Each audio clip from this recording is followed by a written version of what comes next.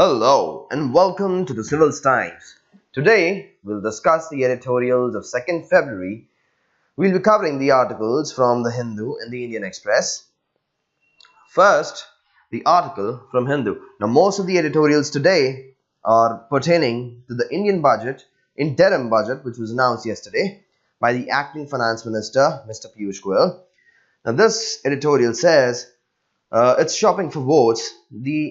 This editorial in particular says that the interim budget that was announced yesterday was probably the most politically expedient ones this country has seen.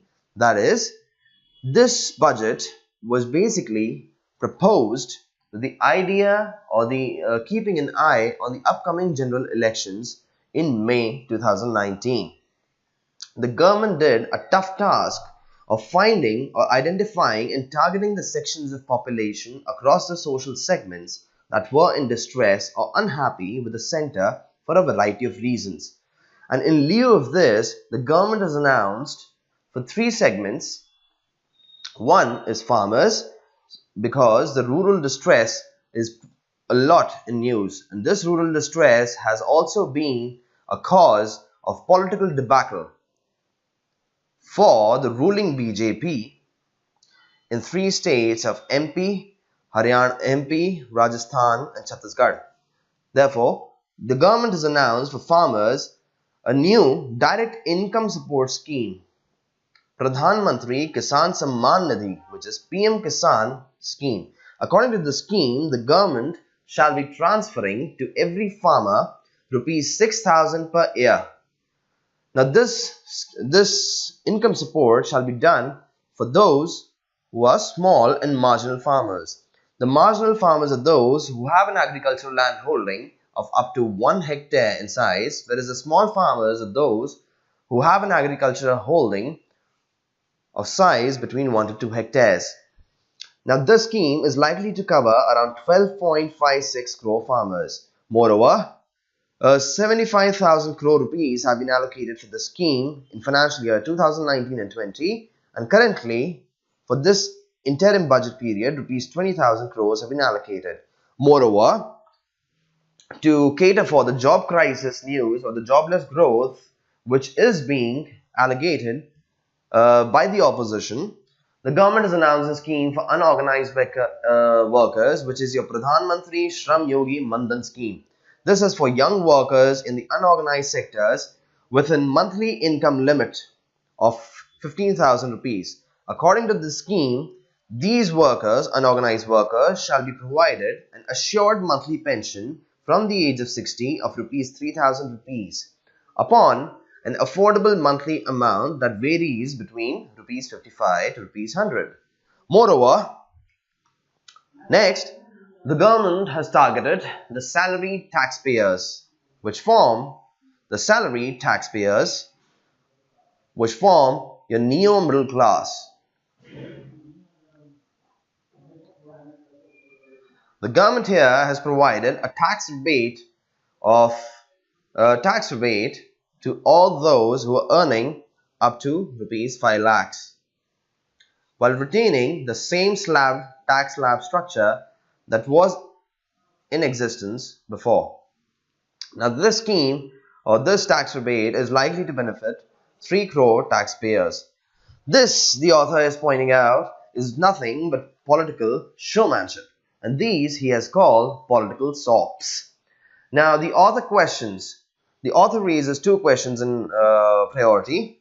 First of all, whether won't such schemes which are costing around 75,000 crores and rupees 18,005 crore, won't these expensive schemes be or make it difficult for the government to meet the fiscal deficit target? Moreover, is it morally justified for the incumbent government, which has not more than 2 to 3 months in power, to make it binding for the next government to follow these schemes? These are the two questions that the author is raising. Now we'll see the answers to these questions in the next article. Now this editorial has been written by Ashima Goyal, who is a member of the Prime Minister's Economic Advisory Council. Now she talks about distributing the rewards of reform. She says that prior to the budget having been announced, there was an ongoing debate that whether the budget should announce any substantial measures or substantial schemes such as the UBI or etc. and won't these because these could become binding on the next government.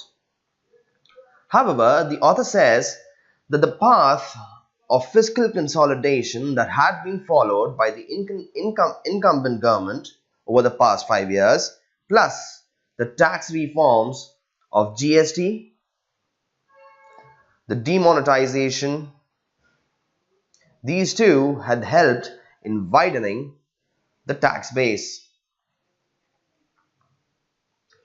Moreover, a targeted delivery of subsidy which helped in reducing leakages. These reforms by the incumbent government over the past 5 years have created enough fiscal space which would be sufficient for providing the reforms or the schemes that have been proposed and we have discussed in the previous page, which is your PM Kisan, your PM Shram Yogi Mandan and the tax rebate for the salaried taxpayers. Moving further, the author says that over the past 5 years and post the reforms of demonetization and GST, the tax receipts of the government have increased from 10% post the global financial crisis in 2012, in approximate 2012, it has risen to 12% from the 10% in 2012. This, moreover, she says, the reforms of PM Kisan plus the tax rebate for the salary taxpayers is not won't likely be more than 0.4% of the GDP, most of which can be funded by a 0.3% rise in the tax ratios. That is, moreover, these won't impact your fiscal consolidation. As we have discussed that the reforms, the tough reforms undertaken by the incumbent government have created enough fiscal space for implementing these schemes. Moreover, the author says that the JAM complex or your Jan Dhan JAM complex, which is your Jan Dhan, which had created bank accounts for all across the country, your Aadhaar, which makes targeted delivery, the Aadhaar database, which makes targeted delivery easier for the government and reduces leakages, and mobile, this complex or this package totally has made it cost effective for the government to introduce an income transfer scheme, which is your PM Kisan. Moreover, she further moves on to the government borrowing that shall be necessary for carrying out these reforms. She says that on the perspective of government, on the aspect of government borrowing, the government borrowing this year has increased with respect to the market expectations, which has resulted in an increase in the rates or the interest rates being offered on the government securities. However, this government borrowings, the net government borrowing, is much similar to what it was in the last financial year, 2017. Moreover, she says that internationally and domestically, the market conditions would most likely be supportive towards government borrowing. Now, in this case, she points out certain points. She says that the international rate rise, the rise in interest rates internationally has peaked. The US Federal Reserve has turned dovish, which means soft, and is unlikely to increase the interest rates any further. This will lead to an increase in the inflows in emerging market economies, which will create further demand for the government securities. Moreover, the soft oil prices, in addition to the unlikeliness of the increase in interest rates and the soft oil prices,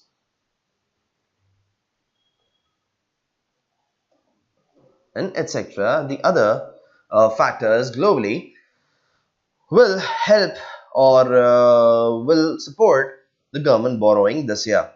However, the author says that the inflows into India won't likely be as large as they were in 2017 because of the global economic slowdown. Moreover, the softening interest rates will also make the banks more willing to hold the government securities. Now, she says, due to the global slowdown, there has been a fall in international demand. In view of this, whenever there is a fall in international demand, it is likely or it is important to maintain domestic demand. Again, she brings a point to support the government proposals in the interim budget yesterday.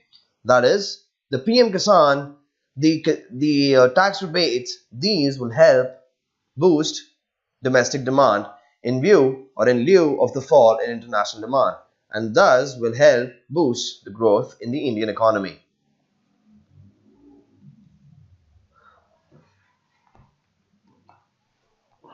Moving on to the next article. Now this we can study, or you can study it yourself. This shows the increase in direct tax receipts have grown at a faster rate while indirect tax receipts have remained steady. However, as the GST gets stabilized in due course, it is likely that the indirect revenue receipts will also increase further. The gross tax receipts as percentage of GDP have been inching upwards, accounting for more than 12.1% in the 2020 budget. Now, the PM Kisan scheme has been discussed here in detail. Farmers who own less than 1 hectare are marginal, and those who own between 1 to 2 are small, as we've discussed before. This is likely to 86%, more than approximately 86% of the farmers in India are small and marginal. Rupees 6,000 per year would be deposited directly into the accounts of the small and marginal farmers. 75,000 crores have been allocated, as we have discussed before. Moving further towards the next article.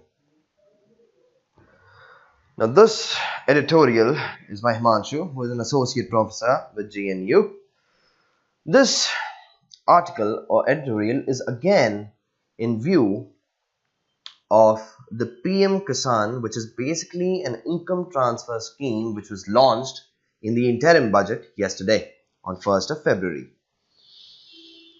Now, also, before the budget was being released, there were talks that the government would be proposing to garner votes with an eye on the upcoming elections, a UBI, that is, a universal basic like scheme in the interim budget. This is what was being rumored. And in view of this, Rahul Gandhi, who is the president of Indian National Congress, had announced a minimum income guarantee scheme.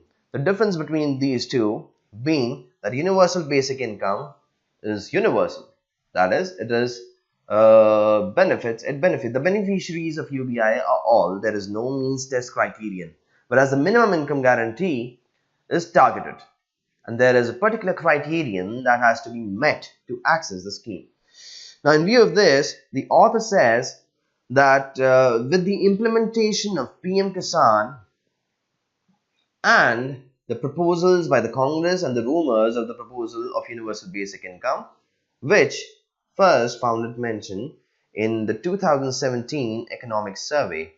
With these, the author says that the discussion of UBI has moved from the academic to the political front. However, the author basically questions the efficiency of UBI. Basically, he's questioning whether the PM Kisan will really be efficient. Now what he says is, despite the fact that academically UBI had been in discussion for several decades, yet no country till date has ever implemented UBI. In Switzerland, the concept of UBI was rejected by 3/4 majority. The Finland had introduced UBI as a pilot, however, they too had discontinued it. Moreover, many pilots have been conducted by NGOs in Asia and Africa. These vary in content, that is, how much is being offered, as well as coverage. However, none of them have continued. Moreover, only it is in Namibia where people have been targeted at poverty line.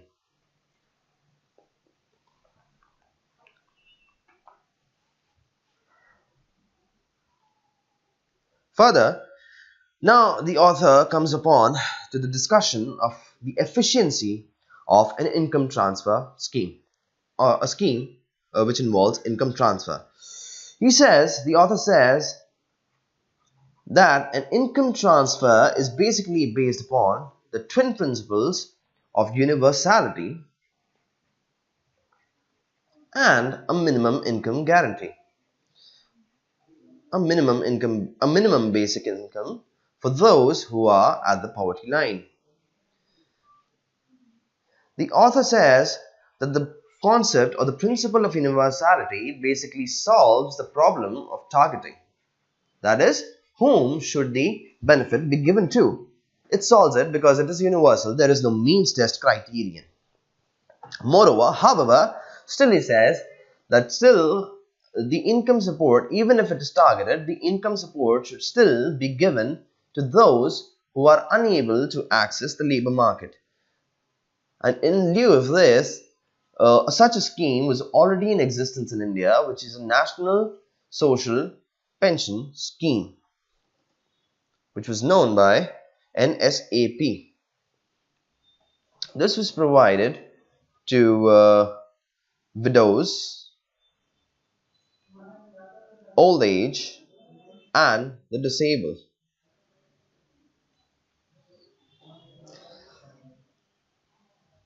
Further, the author moves on to a comparison between the discussion and the implementation of UBI in India versus the West. Now, in India, whatever talks of universal basic income have been there, have been basically targeted. That is, the universal basic income would not be universal, it would rather be targeted. Even the UBI, which had been proposed by Mr. Arvind Subramaniam, who was the former chief economic advisor, he himself had talked about diluting the UBI to make it targeted and changed it to QBRI, which is quasi-universal basic rural income. That is, the urban poor had been included. Moreover, this was given only to the small and marginal farmers. This was being proposed. Therefore, in India, there is a talk of it being targeted, whereas the West believes in it being universal. As we have discussed, this principle basically solves the problem of targeting. Therefore, targeting becomes a problem in India. Moreover, the universal basic income or the basic income transfer scheme that has been proposed in India is in general proposed as to replace the existing social security schemes which are deemed or believed to be inefficient. And it is believed that replacing such inefficient social security schemes with an income transfer shall benefit the beneficiaries. Whereas in the West, the basic income or the income transfer acts as a supplement rather than as a replacement to the existing social security schemes. That is, it is a top-up over and above the universal provision of health, education, etc. Now, the problem with replacing existing social security.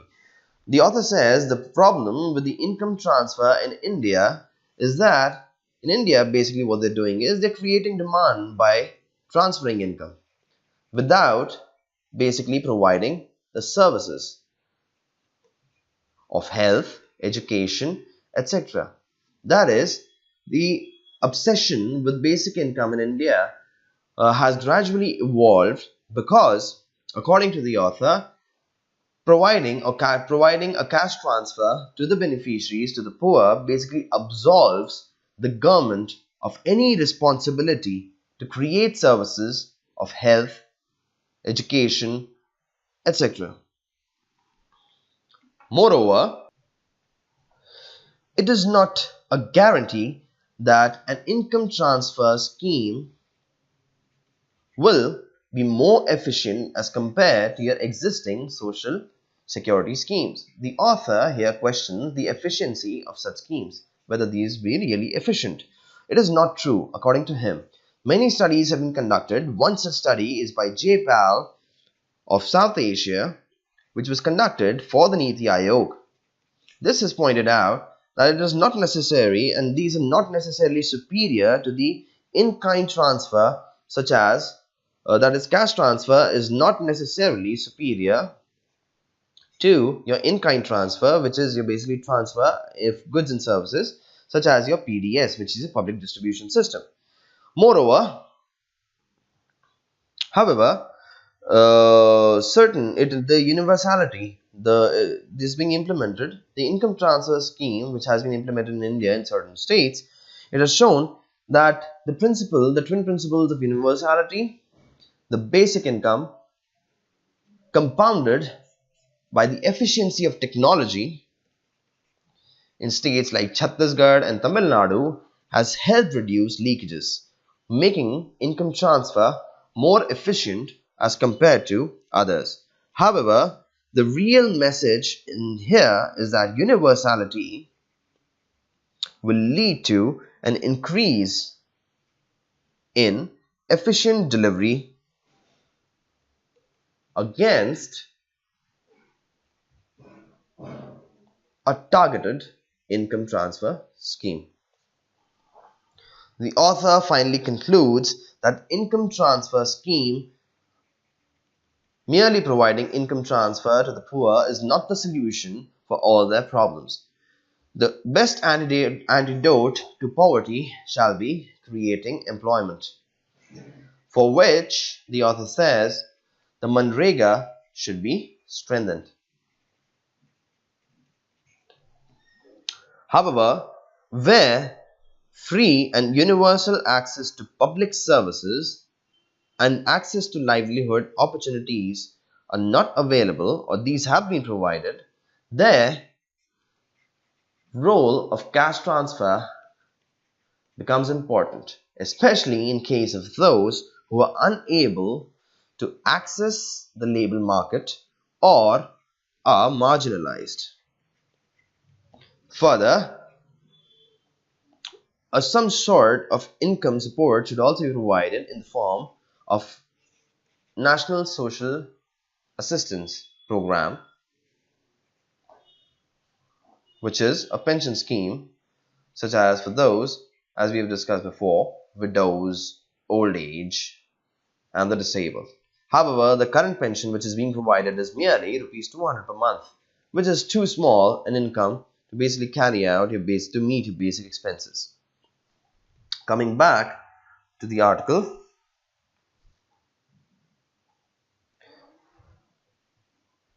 the author further says, if the government cannot ensure decent incomes to the poor, then the issue is not of details of minimum income transfer, but that of the intent of those who are providing or promising to eradicate poverty through income transfers. Now we'll cover the articles or the editorials from the Indian Express. The author here is Surjit S. Bhalla, who is a writer. The writer is a contributing editor. The writer is a contributing editor to the Indian Express and a consultant on Network 18. Now Surjit Bhalla has basically hailed the budget, the interim budget, which was announced yesterday, as a dream budget. Today's interim budget is even more of a dream budget. Now basically, Surjit Bhalla has basically praised the budget on two accounts. He says that those economists who are being too pessimistic on account of not being able to meet the fiscal deficit target and thereby slipping on the fiscal consolidation front should not be so worried. According to the author, the most important considerations for a policy maker are not the fiscal deficit target, rather it is to ensure growth in the economy and check inflation. Moreover, he says, from the perspective of tax and subsidy, we'll discuss it here, from the perspective of tax and subsidy transfer, he says the issues of price setting and equity should be kept separate. The price setting should be decided by the market forces of supply and demand, whereas equity is the responsibility of the government. That is, to maintain equity in transfer of subsidy and the taxation, the way it is taxed. Here, the author says that for the last 40 years, the government has basically carried out the old-fashioned corrupt way of food procurement by the FCI, and food distribution by the ration shops under PDS.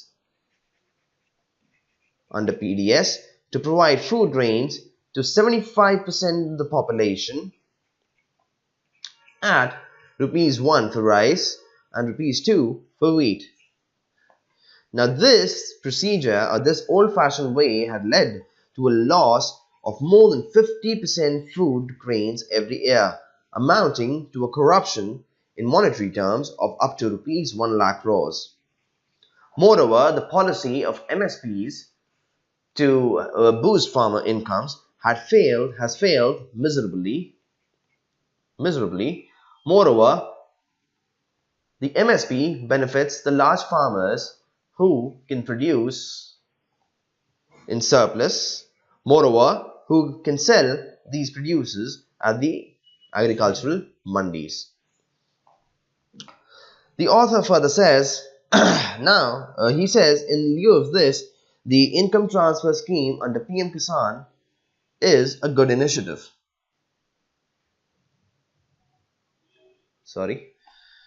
Is a great initiative. He further moves on to the second aspect of the interim budget, which has been in much highlights, which is the tax exemption or the tax rebates for those earning up to ₹5 lakh.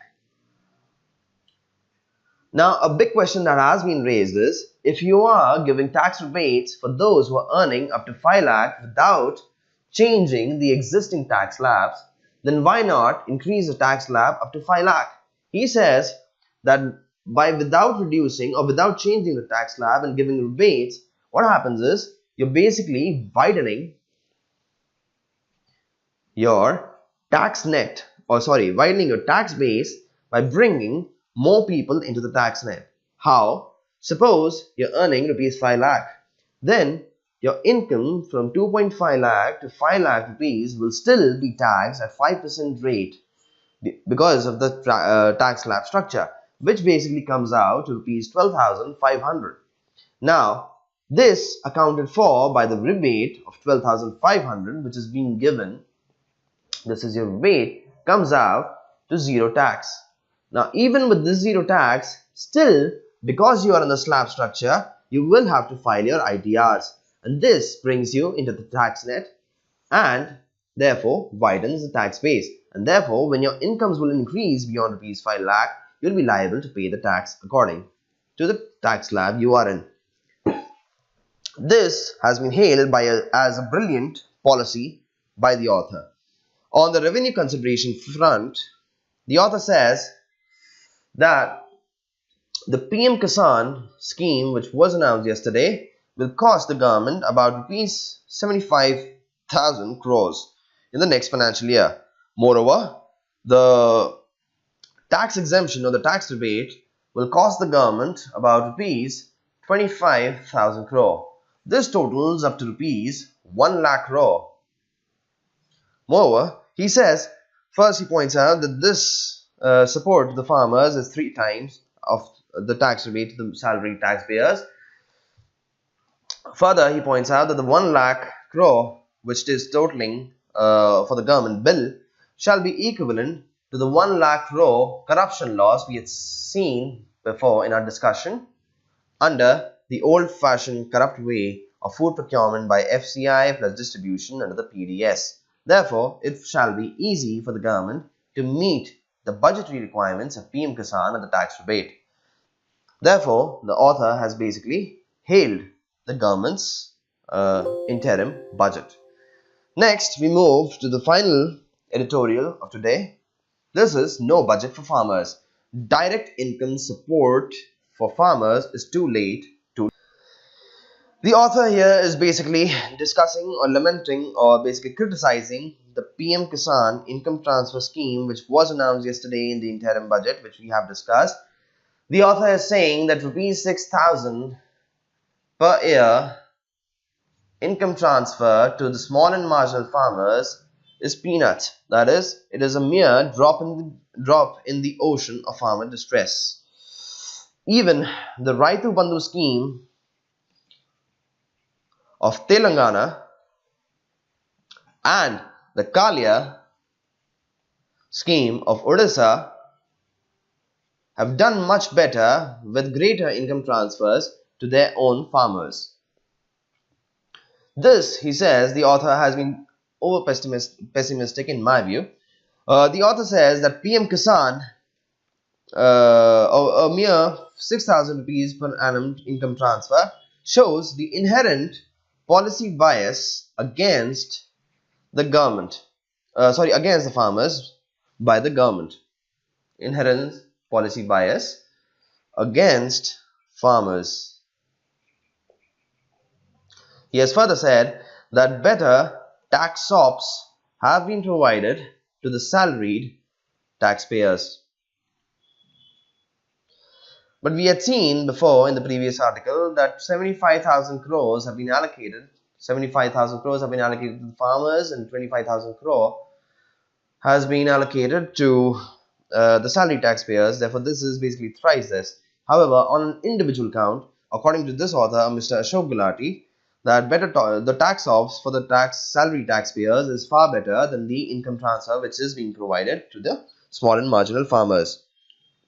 Moreover, the author says that the rupees 75,000 crores which has been allocated for PM Kisan for the next financial year is nowhere compared to the losses which the farmers are bearing, which is equivalent to rupees 2,65,000 crores per annum due to low food prices, which are even lower than your MSPs that have been announced by the government.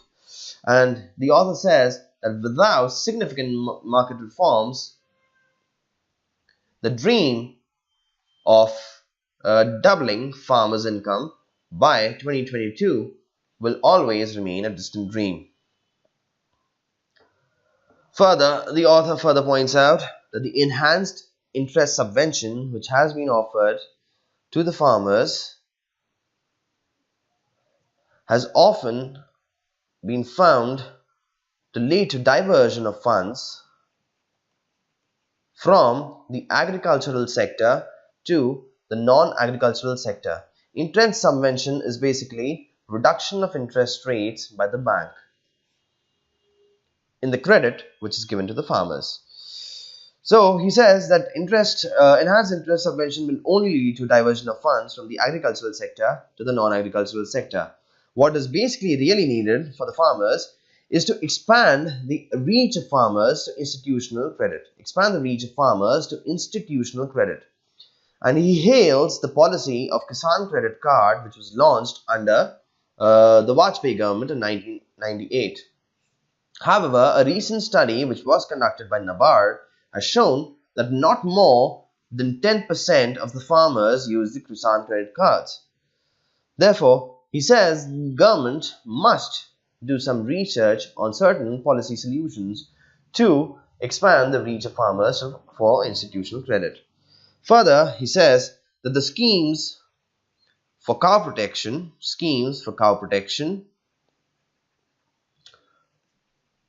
and upgrading their breeds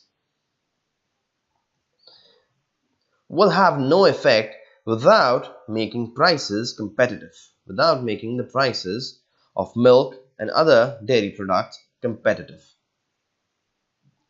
and remunerative to farmers. Until this is done, these schemes, which are your Rashtriya Gokul Mission, which is the scheme for cow protection and upgradation of the existing breeds of farmers, will do no benefit to the farmers. Moreover, coming to the cost of a good scheme or a good income transfer as compared to the 6,000 that has been proposed, the author says, say 1/5 here. The author is saying, say around 1/5 of the Indian mass is poor, and to this you're providing rupees 5,000 income transfer per month. Note he's saying month. This will come out to approximately rupees 3.5 lakh crores. Now he says the current loss in Manrega and the food subsidies that are being given due to leakages and etc. is approximately rupees 2.2 lakh crores. Now, if these two, that is Manrega and the food subsidies, are drastically pruned and made targeted using the JAM complex, Jan Dhan, Aadhaar and Mobile, then these 2.2 lakh crores can be used, doing away with the laws, these 2.2 lakh crores can be used to fund the income transfer of rupees 5,000 per month for the 1/5 of the poor. And he has cited various poverty lines based upon the Tendulkar poverty line, the Rangaranjan committee and the World Bank, and averaging these he has come up with this number 1/5, that is 20% of the Indian population as poor. Now further he suggests certain reforms on his end. He says the fertilizer subsidies can be transferred to the farmers who own land even up to 4 hectares. Similarly, even the power subsidies can be directly transferred to the farmers and charged at market price. Low prices, the author says here, laments, or he says that this interim budget was a huge opportunity for the incumbent government, which is the BJP, to score points with the farmers. Score points in the sense to score gains with the farmers, where it has lost its credibility and which had led to political reversals in the states of MP, Rajasthan and Chhattisgarh. He says that his proposal of 1.5 times the MSP had miserably failed to show any effect on ground.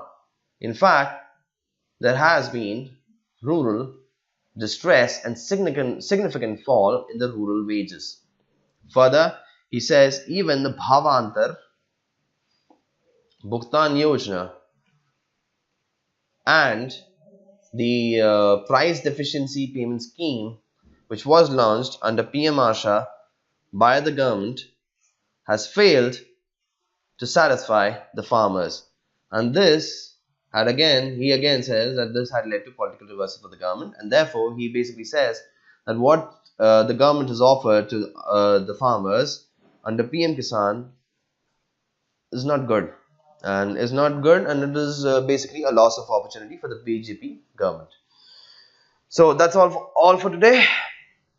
Thank you and have a good day.